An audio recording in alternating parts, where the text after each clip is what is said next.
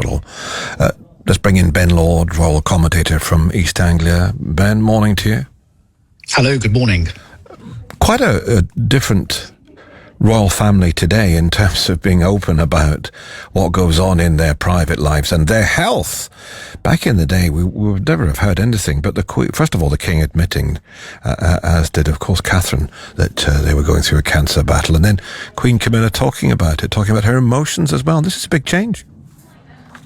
It is. If we go back just only a few short years to when Her late Majesty Queen Elizabeth was still with us, details of her health was kept incredibly private. Such was the right of the late Queen, the same as any of us, to keep their medical information concealed and confidential. We did used to get, of course, aspects of information as to the Queen's well-being in her latter months, but that was only because of how it was affecting her ability to conduct herself as monarch in the way that she'd had for many years prior to. Having said that, we're now seeing a modernising shift in our royal family. We have a king who pledged when he became king that he would modernise, and it would appear part of that modernisation is to be more in touch with the people by disclosing details of their health and well-being. More human, I think, is a simple statement, isn't it? Absolutely. They have demonstrated, both Catherine and the King, that cancer is an indiscriminate disease and can affect absolutely anybody.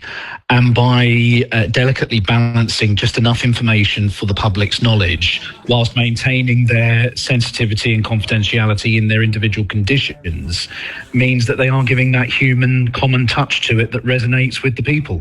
And really interesting that it's Queen Camilla who's talked about this. I mean, the King does lots of work, and you've seen him in hospitals and hospices recently chatting to people. But for her to talk about it, really interesting, isn't it? It is. It demonstrates how much of a chord that it's struck throughout the senior members of the family. But I think what we also have to remember is that whilst cancer predominantly affects the person diagnosed, it has a profound effect on those that are the immediate nearest and dearest. And we saw that through Prince William reflecting on Catherine's cancer journey.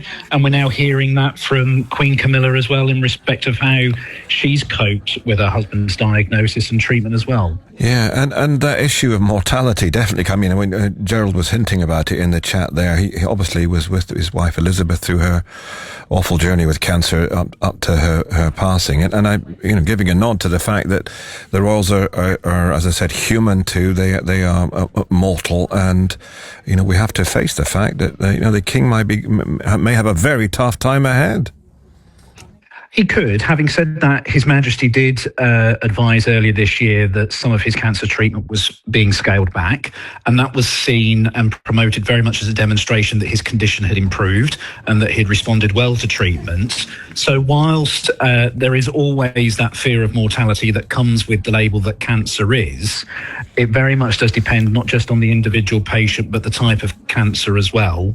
And I think they're being, like anybody, brave enough to face up to the reality of it, whilst also having the strength of resolve and perhaps the faith to carry them through their journey as well. Yeah, I'm sure faith is an important part of it. As you said, he is the head of the Church of England. But, the bygone days of the pomp and circumstance, which are still around to a certain extent, but we don't see as much of that as we do to this more open royal family. I wonder how far it can go, Gerald. What else we'll be hearing in the future, or do you think they'll be very careful about that?